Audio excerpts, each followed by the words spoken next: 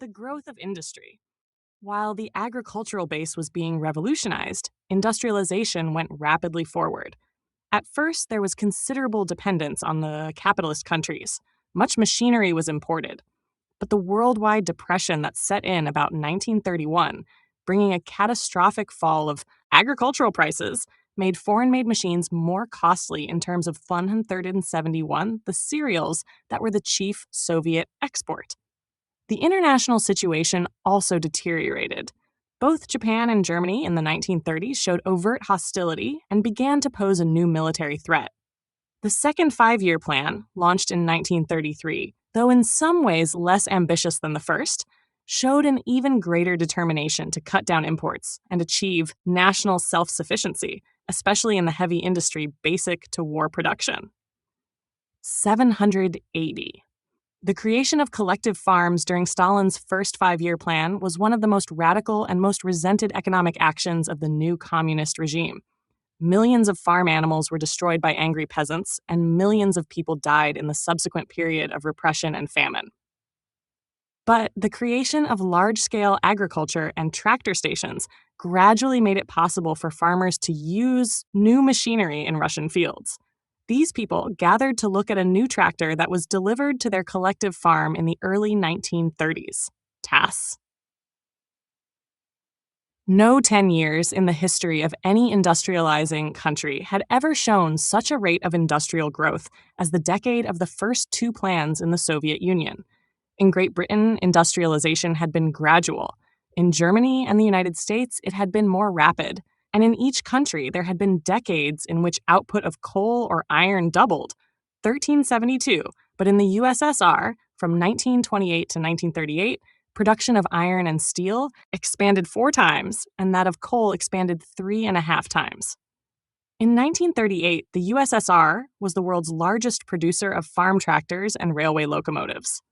4/5 of all its industrial output came from plants built in the preceding 10 years. In 1939, the USSR, as measured by purely quantitative standards, was surpassed in gross industrial output only by the United States and Germany. Rates of industrial growth. These astounding developments were enough to change the relative economic strength of the world's peoples with respect to one another. It was significant that the five-year plans brought industrialization to Central Asia and even to the most distant places in Siberia. In part because of these developments in Asia, the Russia that went to war with Germany in 1941 proved to be a different antagonist from the Russia of 1914. Industrialization in the 781 Urals and in Asia enabled the USSR, with Allied assistance, to survive the German occupation and destruction of the older industrial areas in the Don Valley. The new socialist fatherland was able to absorb terrible losses and strike back because a great deal of the increased industrial output helped to equip and modernize the Red Army. Changes brought by modernization. At the same time, the degree of industrialization of the USSR can easily be exaggerated. It was phenomenal because it started from so little.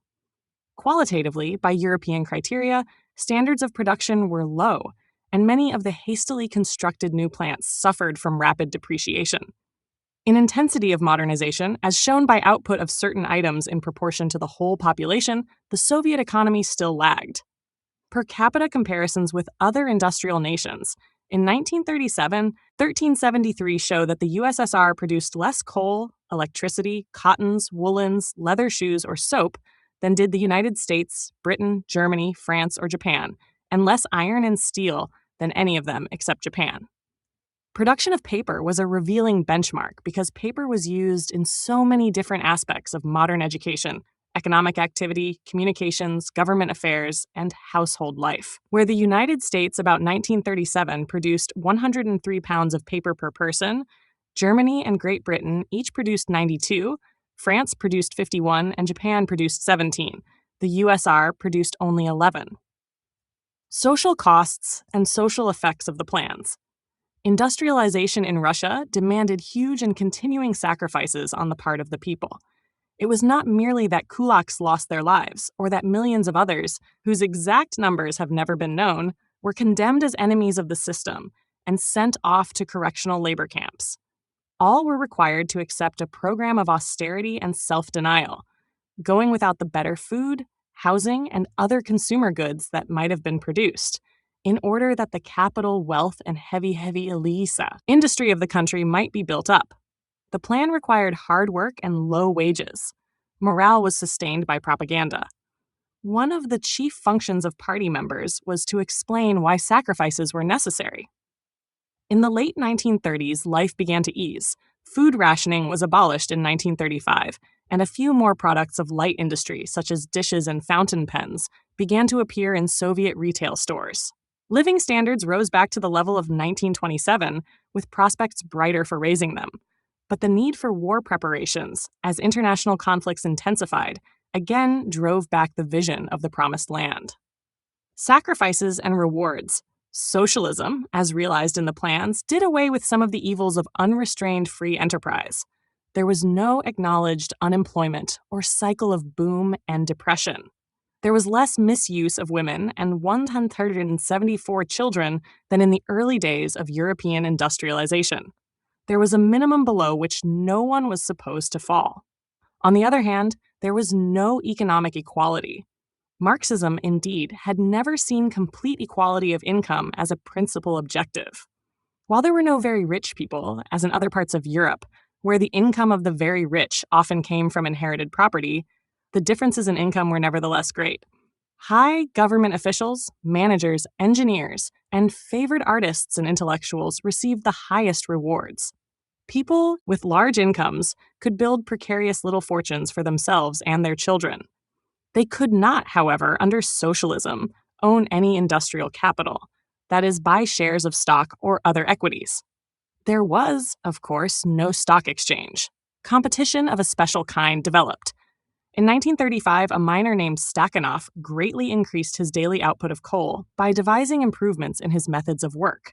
He also greatly increased his wages, 782, because Soviet workers were paid at piece rates. His example proved contagious. Workers all over the country began to break records of all kinds. The government publicized their achievements, called them Stakhanovites and labor heroes, and pronounced the movement to be a new and higher stage of socialist competition. In labor circles in the United States, such straining to increase output was called a speed up, and piecework wages had long been anathema to the organized labor of all countries. Nor was management free from competitive pressure. A factory manager who failed to show the net income or profit upon which the plan counted, or who failed to meet his quota of output, might lose not only his job but also his social status, or even his life. Competition. The government supervised everything with totalitarian methods, and conformity was the social and cultural ideal. There was no room for skepticism, independence of thought, or any criticism that weakened the will to achieve. As in Tsarist times, no one could leave the country without special permission, which was given far more rarely than before 1914. There was, of course, only 783 one political party. There were no free labor unions, no free press, no freedom of association, and at best, only an irritable tolerance for religion. Soviet Jews who adapted to the system found themselves in a more favorable position than ever before. Some even attained positions of high importance. Many still faced lingering suspicion and distrust, however, and in religious matters they met harassment.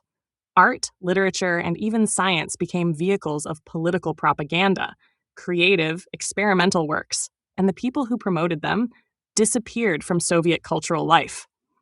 As for the number of people sacrificed to Stalin's brutal juggernaut, liquidated bourgeois, liquidated peasants, purged party members, disaffected persons sentenced to long terms in labor camps, a precise figure will never be known, but it certainly reached many millions over the years in which the various Soviet plans were implemented.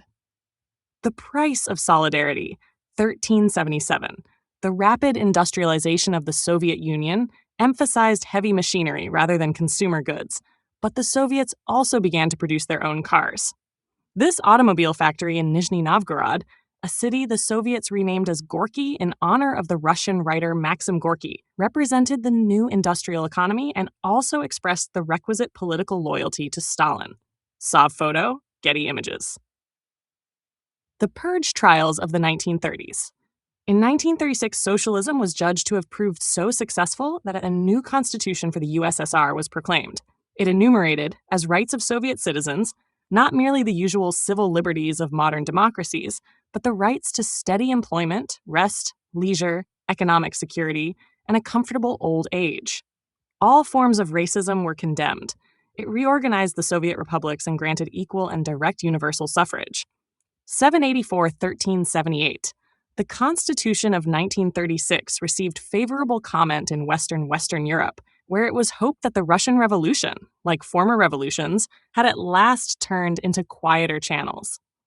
It was nonetheless apparent that the Communist Party remained the sole governing group in the country, that Stalin was tightening his dictatorship, and that the party was racked by internal troubles. Throughout the 1930s, Stalin acted preemptorily to suppress all dissent. As early as 1933, the party underwent a drastic purge, in which a third of its members were expelled. Even the faithful were appalled at Stalin's growing ruthlessness. Sergei Kirov, an old friend and revolutionary companion of Stalin since 1909, head of the Leningrad party apparatus, and member of the Politburo since 1930, showed signs of leading the disaffected. In 1934, he was killed at his office by a gunman who was almost certainly an agent of Stalin's police. The assassination gave Stalin an excuse to strike out at his opponents, imagined or real, by a revival of terror, immediately executing over 100 persons and launching extraordinary purges that continued during the next 4 years. Stalinist repression. A series of sensational trials took place. In 1936, 16 old Bolsheviks were brought to trial. Some had been expelled from the party in 1927 for supporting Trotsky, and subsequently, after the proper recantations, had been readmitted. Now they were charged with the murder of Kirov, with plotting the murder of Stalin, and with having organized in 1932, under Trotsky's inspiration, a secret group to disrupt and terrorize the Central Committee. To the amazement of the outside world, all the accused made full confession to the charges in open court. All blamed themselves as unworthy and erring reprobates. All were put to death. In 1937, after similar trials, 17 other old Bolsheviks met the same fate or received long prison sentences. And in 1938, a group of rightists were executed after they were charged with wanting to restore bourgeois capitalism. The same confessions and self-accusations followed in almost every case, with no other verifiable evidence adduced. How these confessions were obtained? 1379 in open court, from hardened revolutionaries, apparently in full possession of their faculties, and bearing no sign of physical harm, mystified the outside world.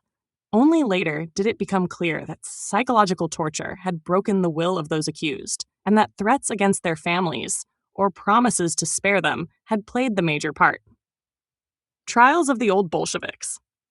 In addition to these public trials, there were other arrests, private inquisitions, and executions that extended from the highest levels of the party, government, and military into intellectual and scientific circles and the lesser echelons of state institutions.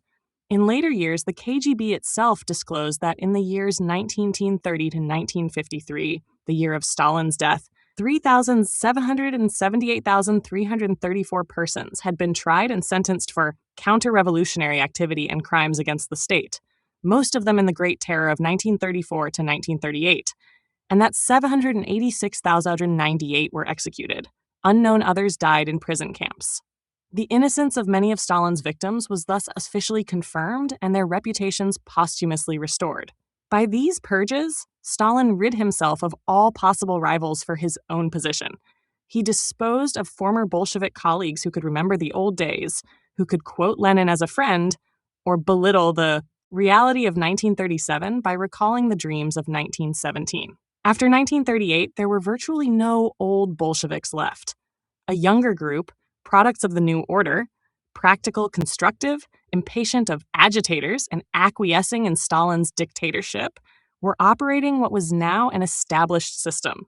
Reinforcing the dictatorship, 785-1380 Soviet propaganda portrayed Stalin as a benevolent leader and worthy successor of Lenin.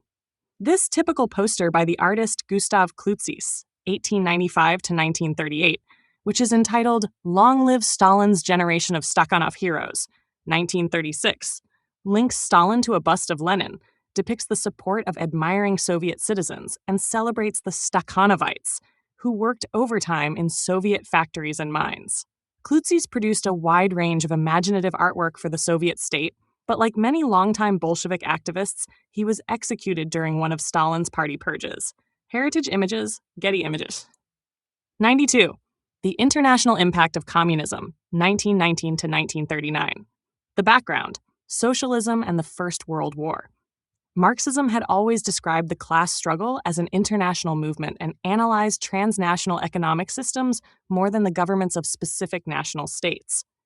After Marx's death, however, as Marxist parties grew in numbers, and as the states of Western Europe became more democratic, most people who called themselves Marxists accepted the national state, seeing in it a means by which the workers' lot could be gradually improved. This view was part of the movement of 1381 revisionism, or what more rigorous Marxists called opportunism. In the First World War, national loyalty proved its strength. The socialist parties in the Reichstag, the French Chamber, and other parliamentary 786 bodies voted for war credits without hesitation. Socialist workers reported for mobilization like everyone else. Small minorities of socialists in every country nevertheless broke with the nationalist majority and refused to accept the war. They met in international conferences with each other and with socialists from the neutral countries. Active among them had been Lenin and other Russian social democrats, then in Switzerland. The minority or anti-war socialists met at the small Swiss town of Zimmerwald in 1915, where they drew up a Zimmerwald program, calling for immediate peace without annexations or indemnities, and then the Zimmerwald group itself began to split. Most Zimmerwalders regarded peace, or the repudiation of the war, as their aim. But a Zimmerwald left began to develop, inspired mainly by Lenin and the Russian émigrés. This faction made its aim not peace but revolution. It hoped that the war would go on until it caused social revolution in the belligerent countries. Class solidarity versus nationalism. Then in April 1917, as we have seen, with the German imperial government arranging their trip, Lenin and the other Bolsheviks went back to Russia and accomplished the November Revolution. Lenin, until his death in 1924, believed that the Russian Revolution was only a local phase of a world revolution, of the revolution of strict Marxian doctrine. Because he expected proletarian upheaval to follow soon in Germany, Poland, the Danube Valley, and the Baltic regions, he accepted the Treaty of Brest-Litovsk. He took no pride in Russia. He was no patriot or social chauvinist, to use his own term. In the founding of the USSR, in 1922, he saw a nucleus around which other and greater Soviet republics of any nationality might coalesce. 1382, the First World War was in fact followed by attempted revolutions in Germany and Eastern Europe. With the German and Austro-Hungarian empires wrecked, socialists and liberals of all descriptions strove to establish new regimes. Among socialists, the old differences persisted, between those favoring gradual, nonviolent, and parliamentary methods, and a more extreme group who saw in post-war disintegration a chance to realize the international proletarian revolution. The first group looked upon the Bolshevik Revolution with horror. The second looked upon it with admiration. The first group included not only trade union officials and practical socialist politicians, but also major pre-war Marxist writers such as Karl Kautsky and Eduard Bernstein. The mass of European socialists remained relatively moderate. Marxist in principle, they were in fact more than ever wedded to gradual, peaceable, and parliamentary methods. The second group, radical Leninists, continued to agitate for the forcible overthrow of European capitalism and European political institutions, and they began to join together in the Bolsheviks' new organization for promoting World Revolution, the Third, or Communist International, which was created in March 1919. Attempted revolutions in Europe. The founding of the Third International. The Second International, which since its foundation in 1889 had met every 2 or 3 years until 1914, held its first post-war meeting at Bern in 1919. It represented socialist parties and labor organizations of all countries. The Bern meeting was stormy, for a small minority vehemently demanded revolution as in Russia, socialization of property as in Russia, application of Marxism as in Russia. Overruled at Bern, they went to Moscow and there founded a new international in conjunction with the Russian Communist Party, and with Lenin and the Russians dominating it completely. It was Lenin's hope, by founding a 1383 new international of his own, to discredit moderate socialism and to claim for the communists the true line of succession from the First International of Karl Marx. 787. The first Congress of the Third International in 1919 was somewhat haphazard, but at the second in 1920, the extreme left parties of 37 countries were represented. The Russian party was supposedly only one component. Actually, it supplied most of the personnel and most of the funds. The Bolshevik Zinoviev was its first president, remaining in this office until his disgrace as a Trotskyist in 1927. The Third, or Communist International, the Comintern, was in part a spontaneous rallying of Marxists from all countries who viewed the Bolshevik Revolution as the true fruition of Marxism. But even more, it was the creation and weapon of the Bolsheviks themselves, by which they wished to discredit and isolate the moderate socialists and bring about world revolution.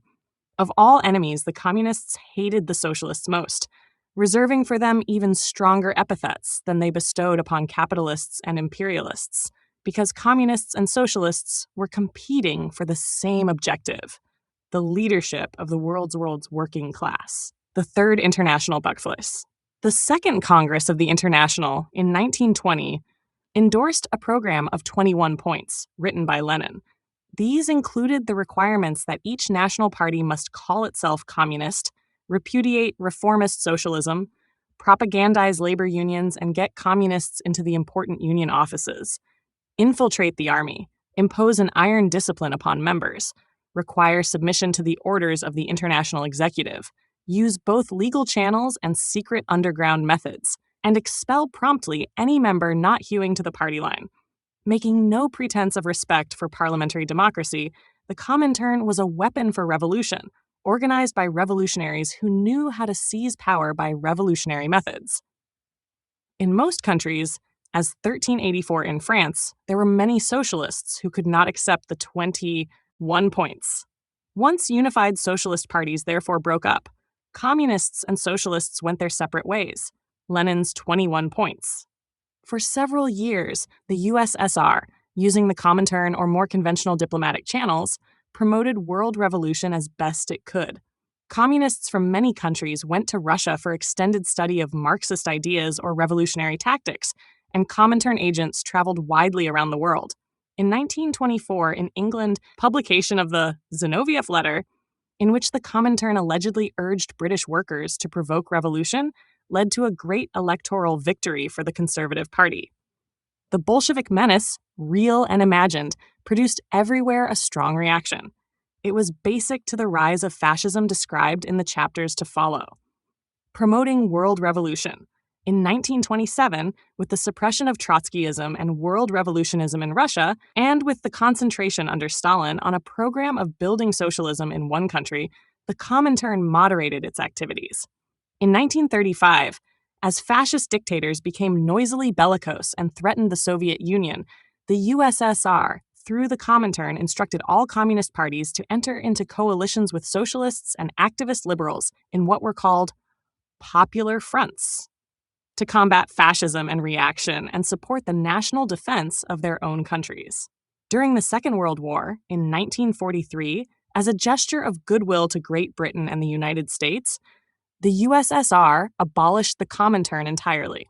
It reappeared for a few years from 1947 to 1956 under a new name, the Communist Information Bureau or Cominform, and was then disbanded.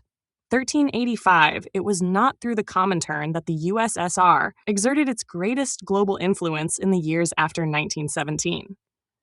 It exerted its influence by the massive fact of its very existence, which showed that a new type of modern economic system could emerge from a revolution. Before 1917, no one in Europe or Asia had thought that anything was to be learned from Russia. 20 years, 788 later, Even critics of the USSR feared that it might represent the wave of the future. Its sheer power was soon demonstrated in the Second World War. Marxism was no longer merely a theory. There was an actual society, embracing a sixth of the globe, which called itself Marxist. The USSR's impact. The Russian Revolution brought about a split between socialists who favored parliamentary politics and those who supported the revolutionary methods of the Bolsheviks. The latter group met in Russia to form the Third, or Communist International. It adhered to the views of Lenin, who was speaking here to a meeting of the Third International in 1920. Holten Deutsch, Getty Images. In every country, those who were most critical of capitalist institutions compared them unfavorably to those of the Soviet Union. With the appearance of communism and communist parties, socialism and socialist ideas seemed in contrast to be middling and respectable. 1386. Everywhere in the 1930s, the idea of planning began to find favor. Workers obtained more security against the fluctuations of capitalism. Colonial and formerly colonial peoples, especially in Asia, were particularly impressed by the achievement of the USSR, which had shown how a traditional society could modernize without falling under the influence of foreign capital or foreign guidance. For a long time, the Communist Party in the Soviet Union presented itself as the innovative leader of world revolution and tried to exert control over communist parties in all other countries. This became increasingly difficult. Over the years, the USSR pursued diplomatic and military policies and engaged in acts of aggression and territorial expansion that resembled the actions of other ambitious global powers. By the late 1980s, nobody was describing the USSR as an innovative society, and many people both within the Soviet Union and in the former colonial world came to believe that it could not adapt to modern social realities. Its economic system was in a shambles. The component republics demanded autonomy or independence. The revelation from within the Soviet Union itself of the persecution and deaths of tens of millions of innocent victims, along with the restiveness of its own nationalities, undermined its claim to be a leader of oppressed peoples elsewhere. European communist parties proclaimed their 789 independence from Moscow. Meanwhile, a new and influential form of communism emerged after 1949 in the People's Republic of China. Yet all communist parties, including the Chinese, were derived from Marxism and from the Russian Revolution of 1917, once hailed as the first great victory over capitalism and imperialism. It was thus a revolution that profoundly influenced fervent supporters throughout much of the 20th century. But the repressive political system, stifling cultural policies, brutal purges, and economic failures of the Soviet state also produced passionate opponents and a widespread hostility to communism, even among many of its former advocates and supporters. Waning Soviet influence